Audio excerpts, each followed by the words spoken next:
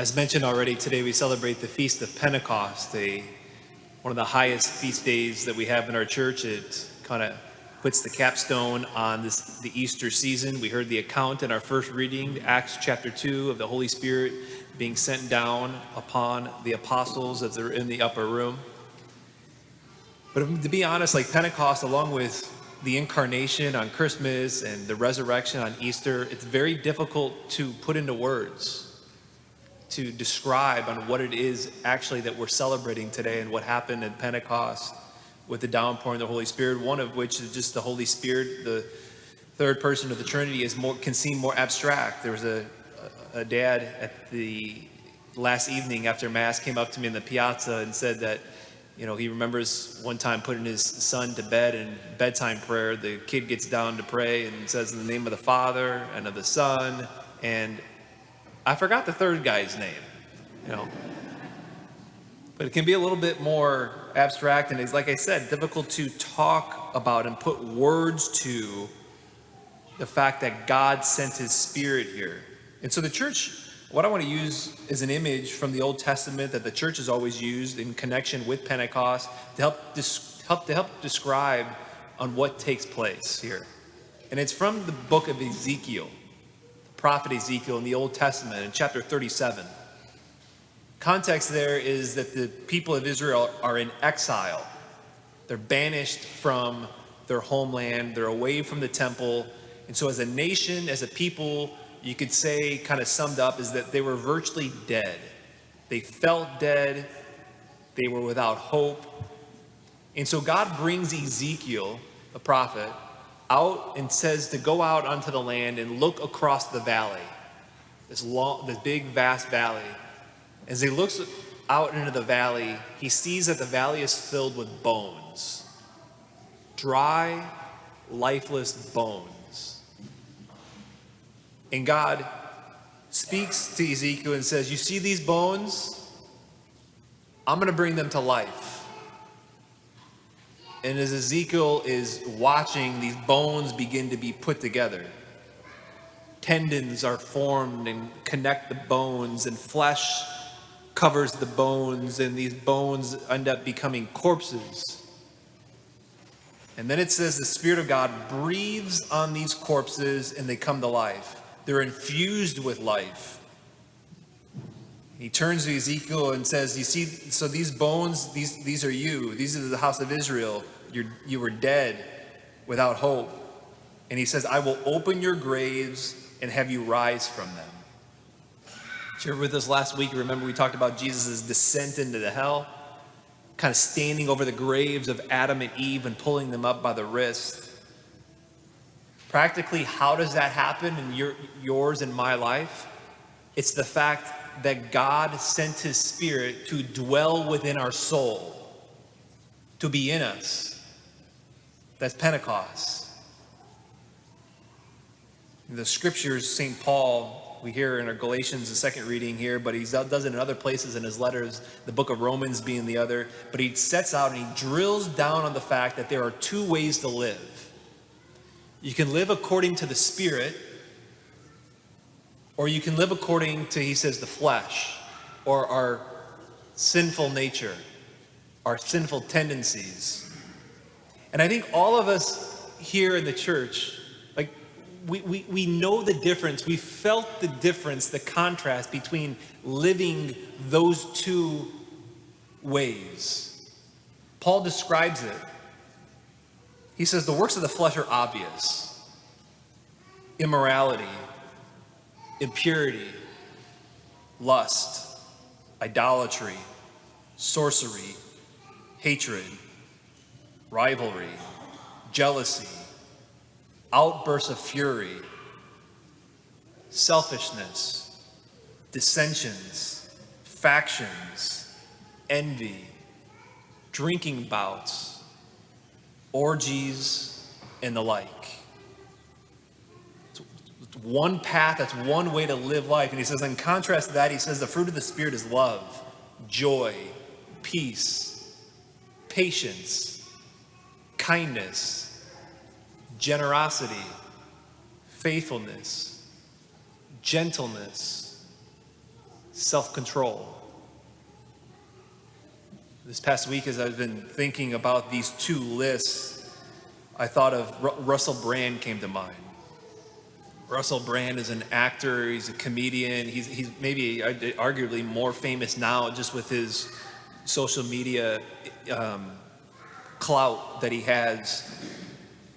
So Russell Brand, if you're not familiar with him, he's described by some as the poster boy of male promiscuity. The poster boy for hedonism. You know, you can go home and read about his life. I'm not going to mention it here. You can go home and read, but you could say he's the poster boy of that first list.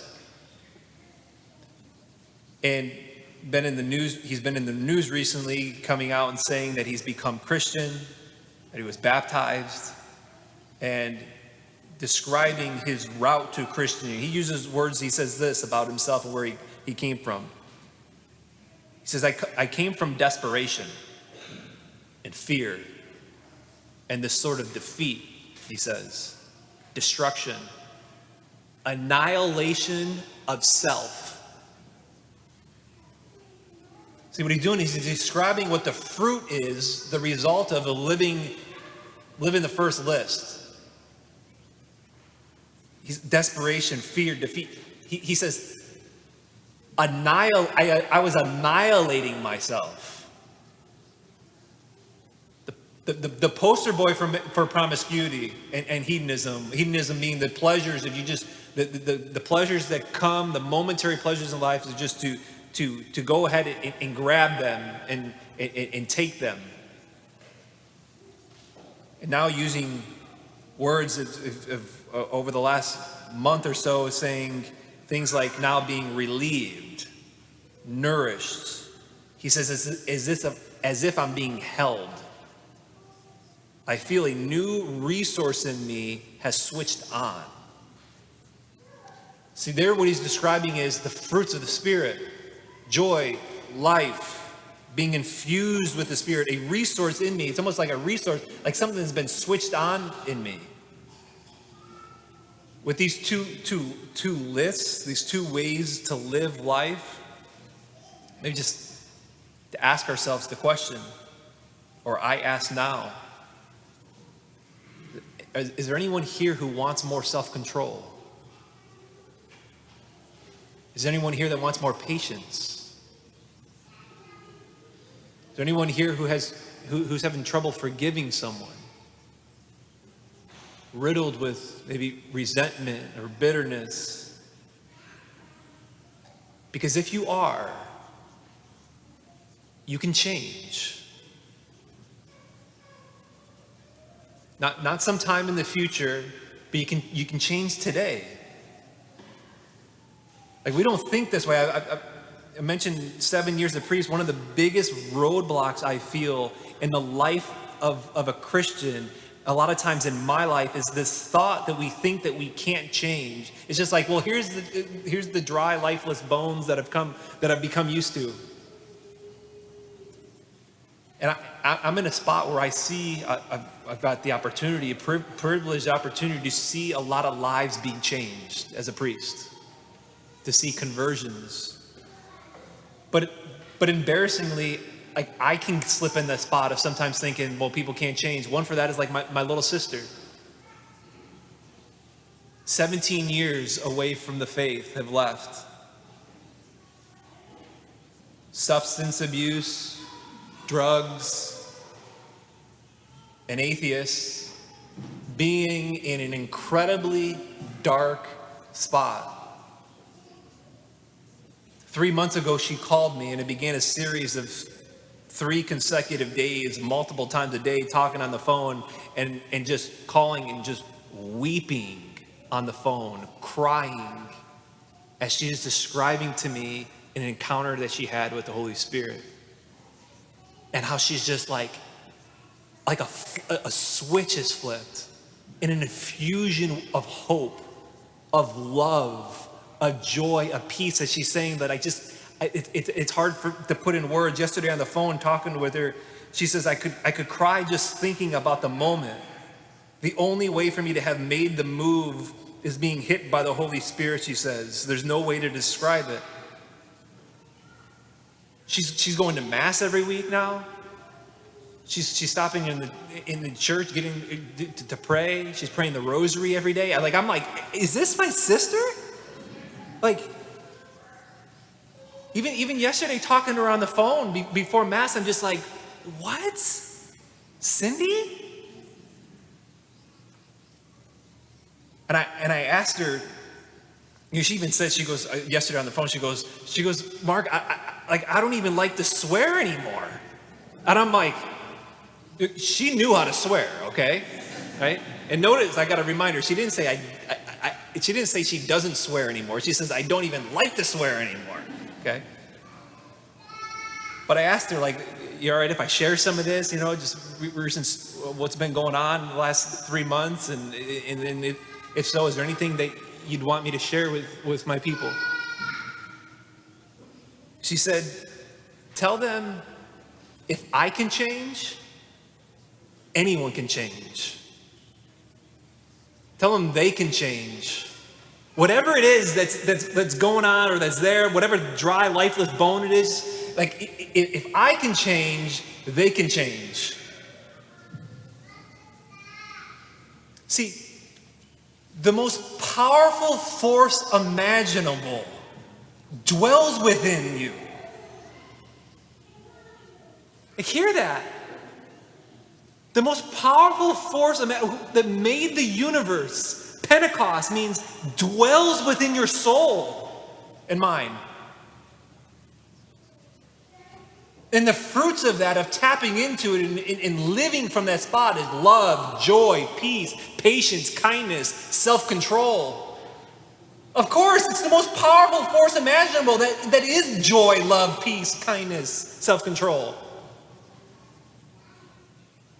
St. Cyril of Alexandria, commenting upon the change in the apostles and in the change that takes place in someone's heart with the dwelling of the Spirit, says this: with the Spirit within them, it is quite natural for people who had been absorbed by things of the world to become entirely otherworldly in outlook.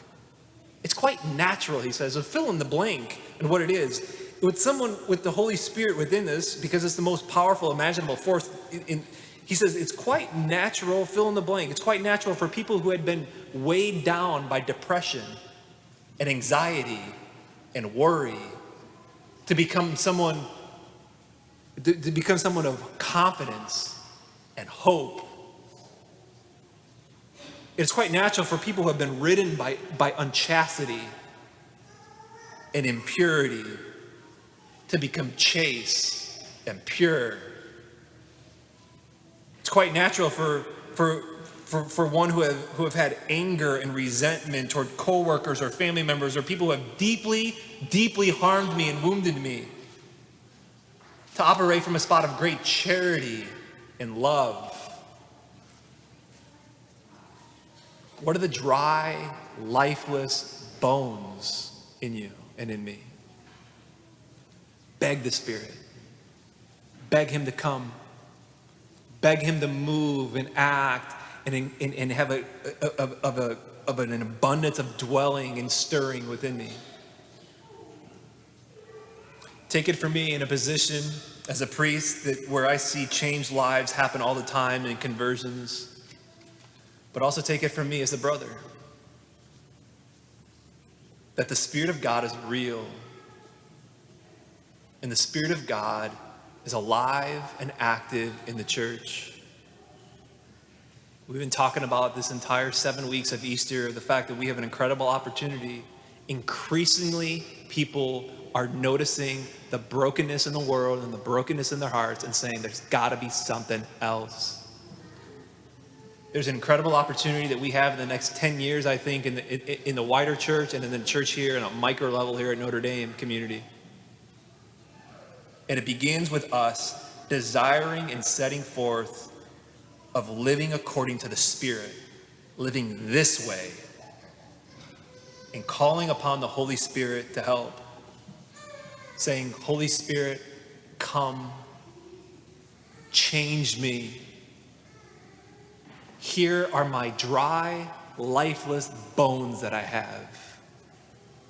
Now breathe your spirit and life in them.